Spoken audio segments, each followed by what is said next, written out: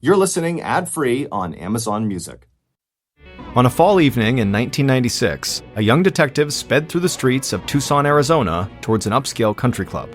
All he knew was that someone had reported an explosion in the area, but he didn't know what had caused it. Minutes later, the detective pulled into the country club parking lot, and as he got out of his car, it almost felt like he had stepped into a war zone.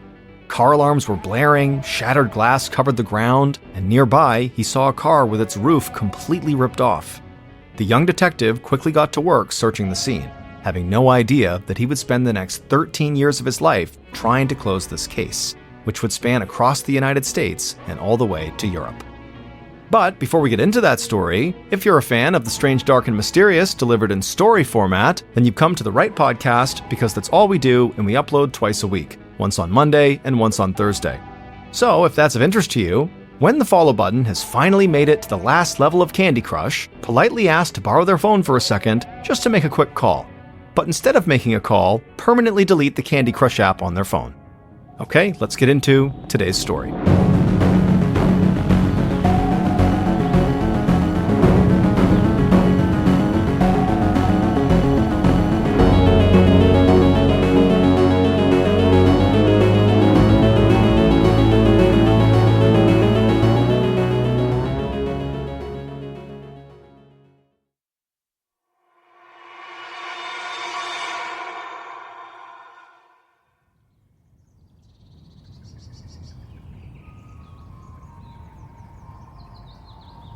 At about 5 p.m. on November 1st, 1996, 52-year-old Gary Triano stood on the 18th green at the La Paloma Country Club in Tucson, Arizona.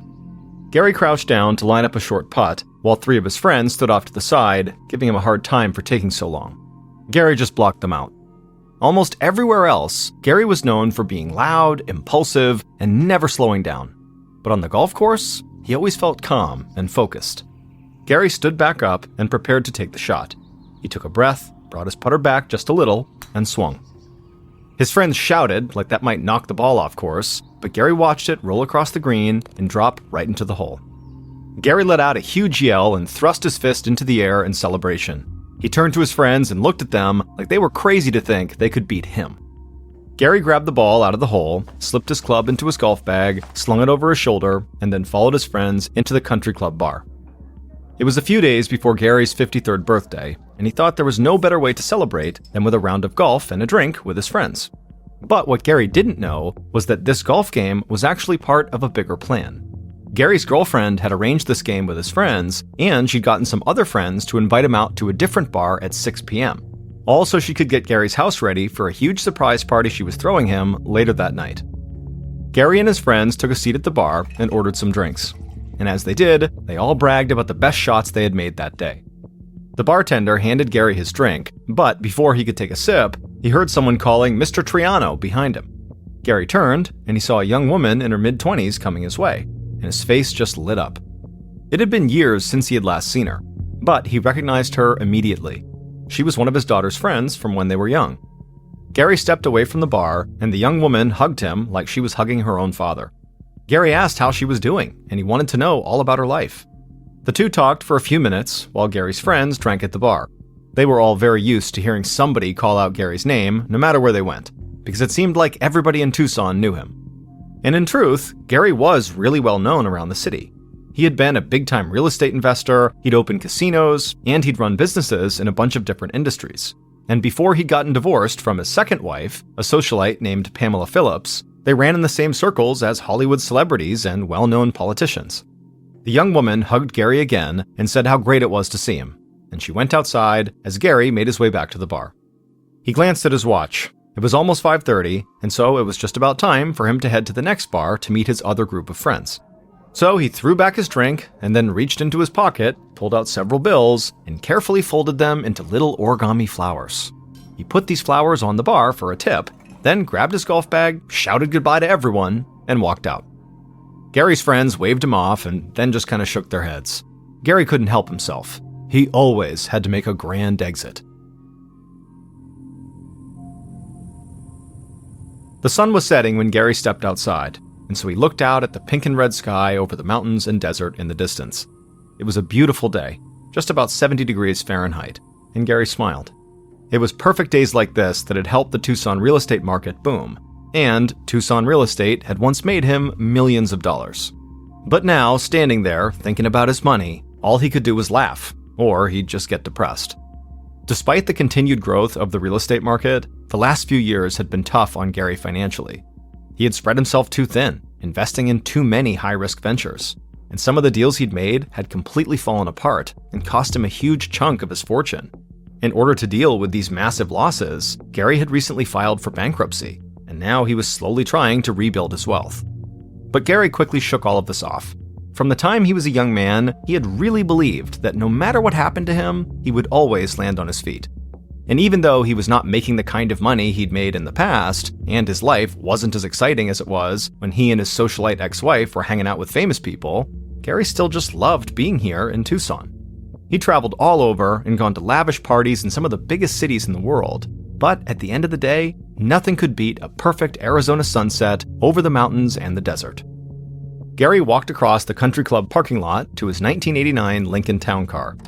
He tossed his golf bag in the back and got into the driver's seat. He was about to take off when something caught his eye. There was a small wooden box in the floorboard of the passenger seat. His girlfriend must have gotten him an early birthday present and somehow hidden it in the car without him noticing until now. Gary smiled, reached down, and grabbed the box. As Gary was getting into his car, the bar inside the country club was getting louder. More people had just come in from the golf course, and everybody was talking and laughing. But suddenly, a huge bang echoed over all that noise. The glasses behind the bar rattled, and some people hit the floor, trying to take cover. They had no idea what was happening. A nearby transformer might have blown, or they could be in the middle of an earthquake. Nobody knew. But one man at the bar, who happened to be a doctor, took off running towards the parking lot, and Gary's friends and some others followed. And when they got outside, they felt like they had just stepped into a war zone. Car alarms blared, they saw smoke rising into the air, they saw cars with shattered windshields, and they saw a Lincoln Town Car with its windows blown out, its doors shredded, and its roof completely ripped off. The doctor ran right to that car, hoping that nobody was inside, but as he got closer, he could see a man sprawled out in the front seat, and most of this man's clothes had been torn off his body, and he looked burned and bloody. The doctor turned around and shouted for the people who had followed him to call 911 and to stay back. He didn't know if they were all still in danger, and even if they weren't, he didn't want anyone to see what he was looking at inside of that car. The doctor leaned in through the space where the car window used to be. He reached down and grabbed the man's bloody wrist. The explosion that had shaken the bar inside must have killed this man instantly.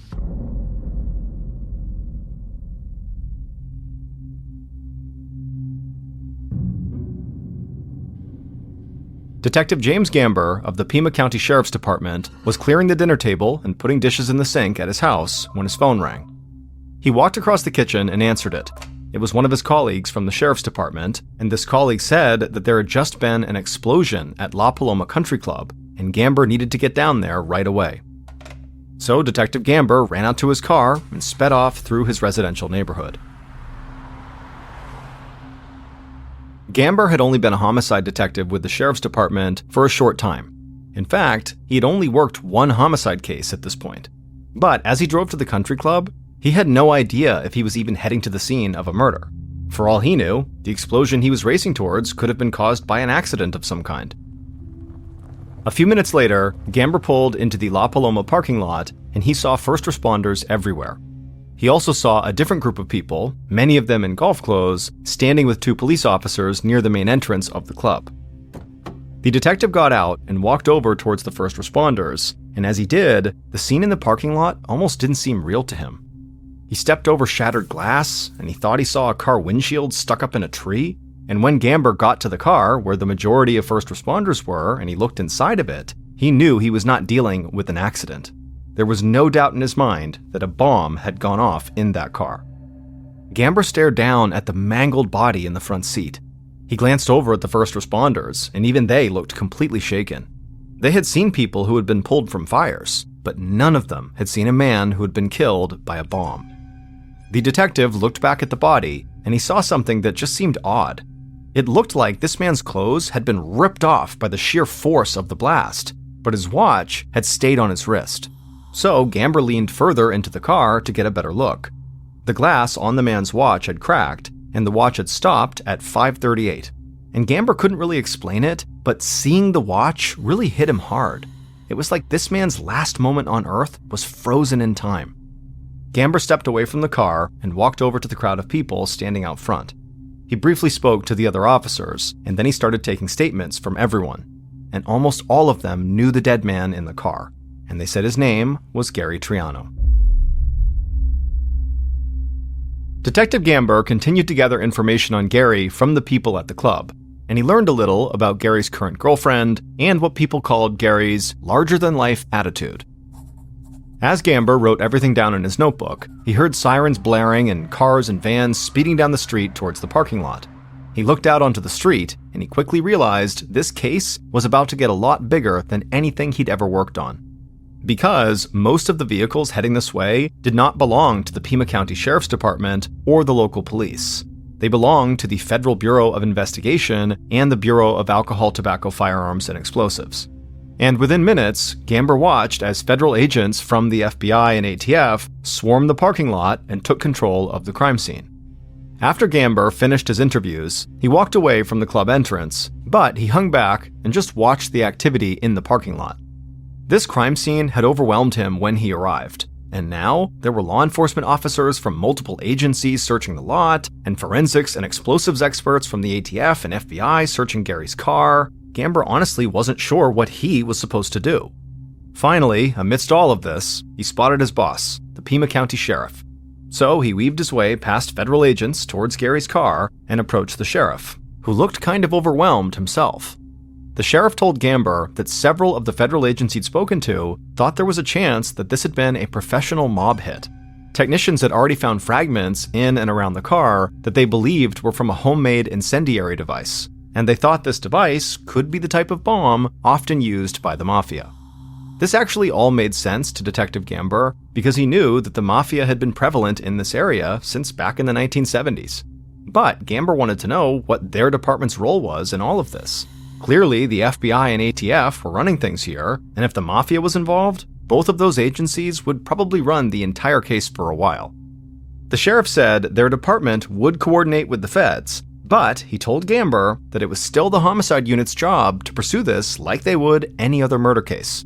So Gamber told his boss if the FBI and ATF were going to start looking into big-time suspects like organized crime families, then he wanted to start on a much smaller scale. And right now, that meant talking to the person who would almost always be the first suspect in a murder investigation, the victim's romantic partner.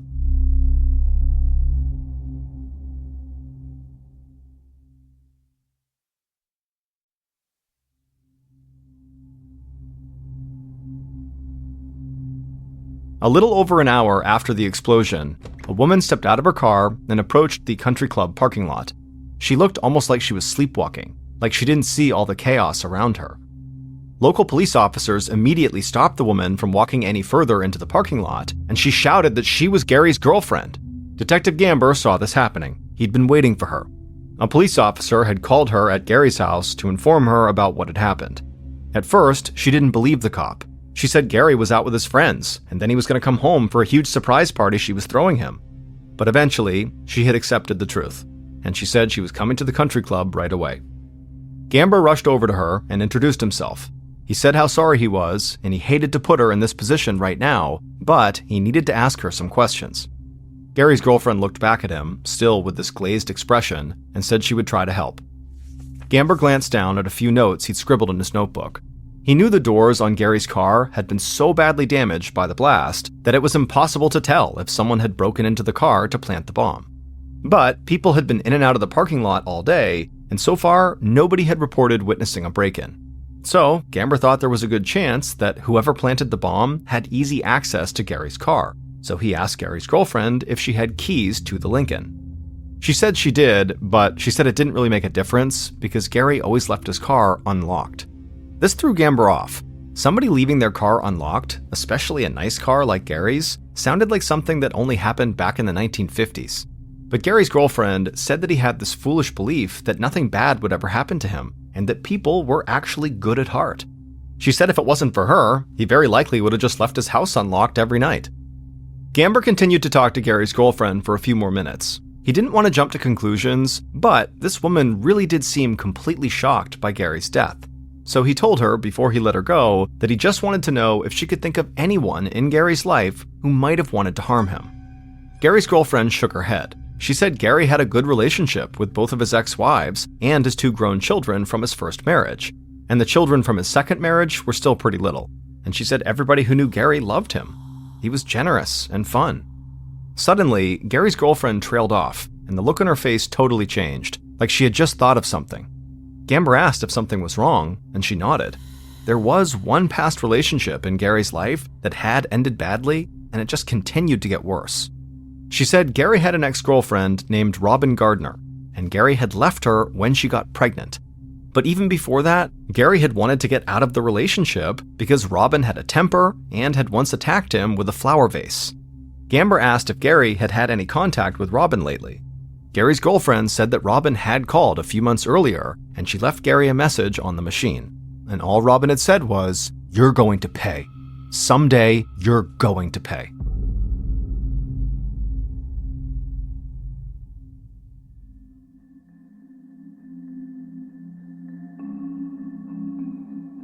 The day following the bombing, FBI and ATF agents remained focused on possible mob ties to Gary's murder, while Detective Gamber drove to meet Gary's ex-girlfriend, Robin, at her house. By this time, the bombing was all over the news in the region, so Robin was well aware that Gary had died. Robin opened the door, holding her baby girl in her arms, and she led the detective into the kitchen, where her new husband was already sitting at the table. Gamber took a seat, and he didn't waste any time. He said he knew that Robin had once physically assaulted Gary because Gary had called 911 and asked police to remove her from his house. Gamber also knew about the threatening phone message she had left him. Robin's face immediately turned red, and she looked very embarrassed. She said she couldn't justify her actions, but Gamber clearly did not have the full story. When she had gotten pregnant, Gary had openly doubted that the baby was his. He broke up with her and didn't want any responsibility for the child, so she lashed out because she was hurt and scared and didn't know if she'd be able to provide for her baby on her own. But after the baby was born and a paternity test proved that she was Gary's daughter, Gary had said he would help take care of her financially, and Robin and Gary's relationship became a lot more civil. The baby started crying a little, and Robin asked if she could excuse herself. Gamber said of course, and Robin carried the baby out of the kitchen. Her husband watched to make sure she was out of earshot, and then he leaned toward Gamber and spoke quietly. He said there was no doubt that his wife had a temper. If Robin was mad, she made it really clear. But despite the issues she'd had with Gary, Robin's husband said that she told him that Gary was a good man for admitting he was wrong and doing his part to make sure the baby was taken care of. By the time Gamber left the house, he didn't feel like Gary's ex-girlfriend or his latest girlfriend were the likely killers. He didn't want to eliminate any suspects until he had more clear evidence, but he knew Gary's ex-wives and his grown children could also have a motive to kill Gary. And all of them most likely knew about Gary's strange habit of keeping his car doors unlocked, so they would know how easy it would be to place a bomb in the Lincoln town car. During the week following the bombing, Detective Gamber checked in often with the sheriff and with the FBI and ATF. The feds were still tracking leads connected to the mafia, and they were delving deep into Gary's financial records. It had become clear that Gary had racked up millions of dollars in debt, and he owed people money all over the world, so they were even following international leads. But all of the agencies believed Detective Gamber's investigation held just as much weight as theirs. It was still entirely possible that Gary's murder was personal and had nothing to do with his business dealings. So Gamber arranged separate interviews with Gary's 2 ex-wives, but both of these meetings played out almost exactly the same way. All Gary's first wife, Mary, and his second wife, the socialite Pamela, really told Gamber was that they loved Gary, thought he was a great father, and they had remained good friends with him after their divorces. They were also both heartbroken by Gary's death. After meeting Mary and Pamela, Detective Gamber did not feel like he had any new information about the case, and he was already starting to get frustrated. Gary's somewhat tangled romantic life had seemed like a strong lead, but his relationships with his ex-wives appeared to have both been pretty healthy. And even as Gary had started to struggle financially, he always paid his child support, so that was not a cause for conflict. And Gamber also had to admit that both women had really solid alibis. Neither of them had been in town when Gary died. Following the meetings with the ex-wives, Gamber interviewed Gary's son and daughter from his first marriage, who were both in their mid-20s, and he hoped they would give him something to go on. But they would both say that Gary was a great dad and an amazing friend. He meant everything to them. They admitted that when they were teenagers and their parents got divorced, they had blamed their dad at first, but they ended up loving their stepmom and their two little half-siblings, so any animosity they felt towards their dad had disappeared. And so in about the span of a week, Gamber had met with the people he believed had the clearest personal motives to kill Gary, but he felt like he still hadn't gotten anywhere. At the same time, the federal investigations also seemed to be stalling. There were plenty of leads, but each one of them fell apart under the slightest bit of scrutiny. So, as November came to an end, everyone involved in the hunt for Gary's killer worried that the case was already drying up, and that the killer, who had set off a homemade bomb in the city of Tucson, would remain free and out on the streets. In early December, about a month after Gary's murder, Detective Gamber got a phone call at his desk. And as soon as the man on the line began talking, Gamber could hear the urgency in his voice. The man said he was an investigator from Aspen, Colorado. He'd just seen a news report about Gamber's ongoing investigation, and he had some strange pieces of evidence that he thought might be connected to the car bombing. When Gamber heard this, he felt like he'd just woken up after a long night of sleep. This was the first time he'd been excited about this case in weeks. The Colorado investigator said he'd been working a fraud case for months, trying to track down a man named Ron Young. Ron had bilked a bunch of people out of thousands of dollars. And back in October, this investigator had found an abandoned minivan in California that Ron had rented. Inside the van, the investigator said he'd found a sawed-off shotgun. He'd also found some potential evidence that he didn't really understand at the time. But after seeing the news report about this car bombing, he thought that evidence he found might finally make sense. Gamber was now standing up at his desk, just waiting with anticipation to hear what this evidence was. The investigator said he had found a map of Tucson, Arizona, and a piece of paper with some names on it. And one of those names was Gary Triano. Gamber felt his hands shaking. He wanted to run out of the station and go find Ron Young right away. So he asked the investigator to please send over all the information he had on him. The investigator said he would do that as soon as they hung up, but he gave Gamber a warning. He said Ron was elusive, and tracking him down would not be easy. Throughout the end of 1996 and the first several months of 1997, Detective Gamber worked with the FBI to try to locate Ron. But after months of searching, Gamber started to feel like the investigator from Colorado had made a huge understatement. Ron was not just elusive, this man was a ghost. None of Ron's family or friends, or anyone he knew, seemed to have any idea where he was. He might as well have just dropped off the face of the earth. And even with Gamber and the FBI coordinating with state and local authorities across the country, they could not get a viable lead on Ron's location. During this time, the other aspects of the investigation had also hit a wall, and so even the federal agencies believed that finding Ron was their only real option for keeping the case going. But as more time went by and they still could not find Ron, Gamber started to get the sick feeling that Gary's killer would never be found and his family would never get closure. And for Gamber, who was still so new to the homicide unit, this felt like a total failure. And by early summer of 1997, about 7 months after Gary's murder, there was still no sign of Ron. And Detective Gamber's fears came true. The interagency task force that had been working on the case disbanded. The feds left, and Gary's murder was no longer considered a top priority for the Pima County Sheriff's Department. Gamber did his best to try to return to the case files whenever he could, but he soon had other homicide investigations to lead. And then Gary's murder almost completely disappeared from the news, and the case went cold for a very long time.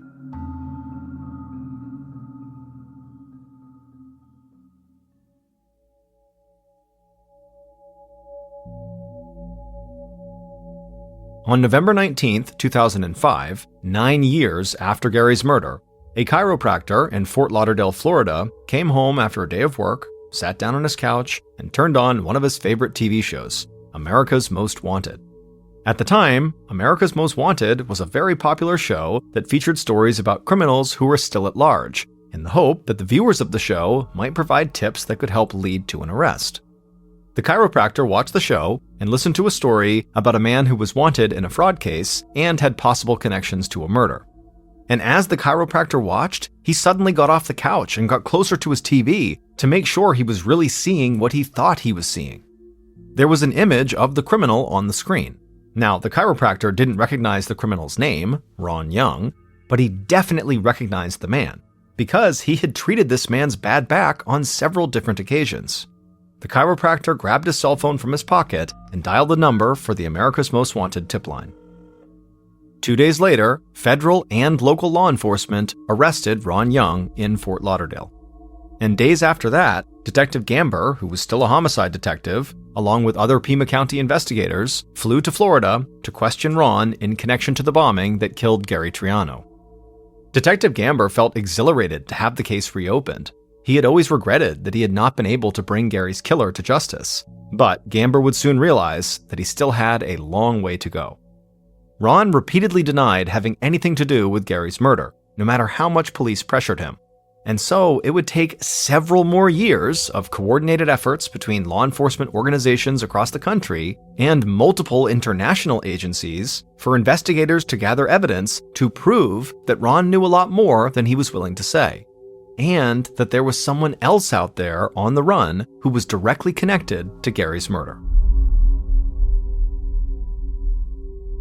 4 years later, on a cold December night in Vienna, Austria in 2009, now 13 years after Gary's murder, members of Austria's federal police force approached an upscale hotel located in one of the wealthiest parts of the city.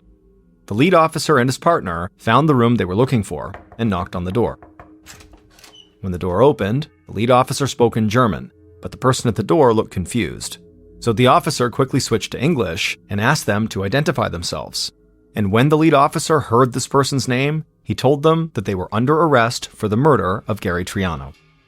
Soon after this arrest, the lead officer contacted his supervisor, who then got in touch with federal authorities in the United States to start the extradition process.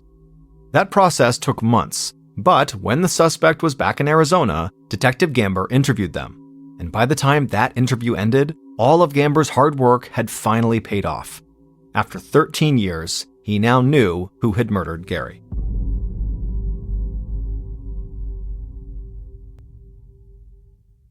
Based on evidence collected over the course of the entire investigation, the following is a reconstruction of what police believe happened to Gary on November 1st, 1996.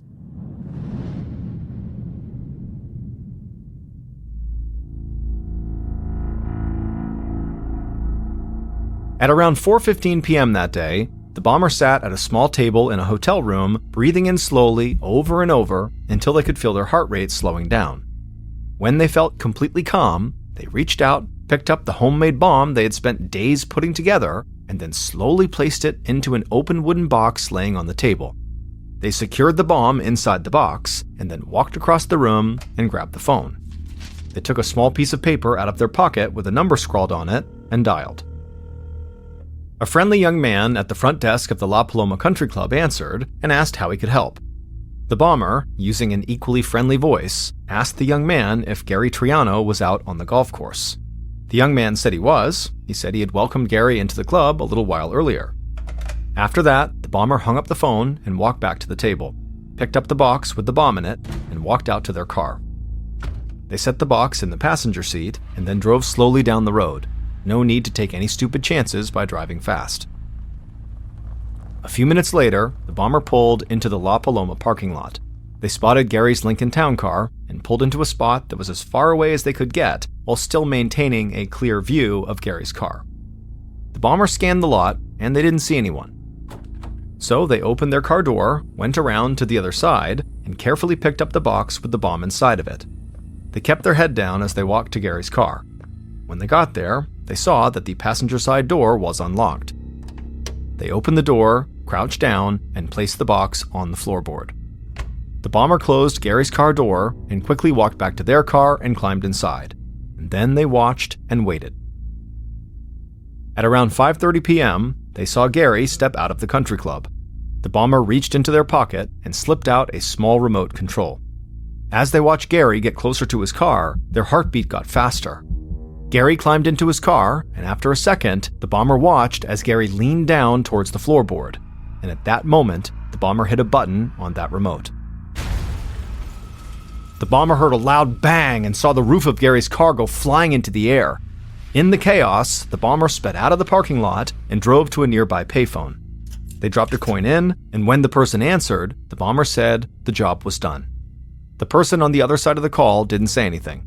They just hung up the phone and smiled at their 2 little children who were playing nearby. Ron Young, the man who had eluded authorities for years before getting caught by a chiropractor watching TV, built the bomb and placed it inside of Gary's car. But Ron was not the person who had set any of this in motion. Gary's second wife, the socialite Pamela Phillips, was the one behind everything. It turned out that despite what Pamela had told the police, she was not happy about her relationship with her ex-husband. Because ever since Gary had begun experiencing financial difficulties, he stopped giving Pamela the type of money he had given her in the past. Gary still paid child support and alimony, but there was nothing extra for her like there used to be. And so Pamela had decided that the only way she could get the kind of money from Gary that she wanted was by killing him. Because Gary had taken out a $2 million life insurance policy, and he had made Pamela and his 2 kids the beneficiaries. But until those kids turned 18, Pamela would receive the payout if Gary died, with the understanding that she would manage and invest the money for the kids. But Pamela just wanted the money for herself and did not want to wait any longer. So she offered a man she'd once had a romantic relationship with, Ron Young, $400,000 to do the job. Ron already had a criminal past, and he had some experience with explosives. So together, Pamela and Ron started planning Gary's murder, and they decided to use a homemade bomb. And in the fall of 1996, they found the perfect way to carry out their plan. Gary's girlfriend had wanted everyone in Gary's family to come to the surprise party she was planning. So she had invited Pamela and the kids, and even told Pamela her plan to keep Gary out of the house. He was going to play golf at La Paloma until around 5:30, and then go to another bar before coming home. So, Pamela now had the perfect time and place for Ron to pull off the murder. She knew exactly where Gary was going to be, and she knew Gary never locked his car doors, so Ron would have no problem finding the car and planting the bomb. This all took years for Detective Gamber and investigators to put together, mainly because Ron had been so difficult to hunt down and to get any information from. But when they finally had him in custody and started getting closer to connecting Pamela to the murder, she took off to Europe. It took a while, but eventually, law enforcement agencies in Austria found her staying at a high-end hotel in Vienna. So they arrested her and sent her back to the United States. Ron Young and Pamela Phillips were both found guilty of murder and conspiracy.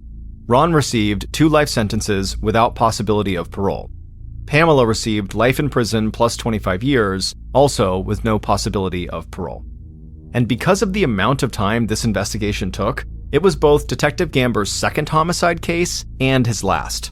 He retired from the force not long after having helped solve Gary's murder.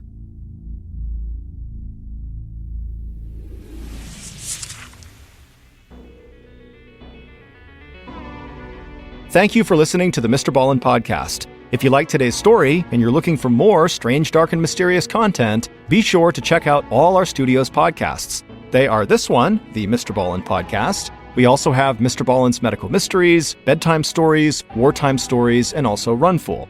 To find those other podcasts, all you have to do is search for Ballen Studios wherever you listen to your podcasts. To watch hundreds more stories, just like the one you heard today, head over to our YouTube channel, which is just called Mr. Ballen. So that's going to do it. I really appreciate your support. Until next time, see ya.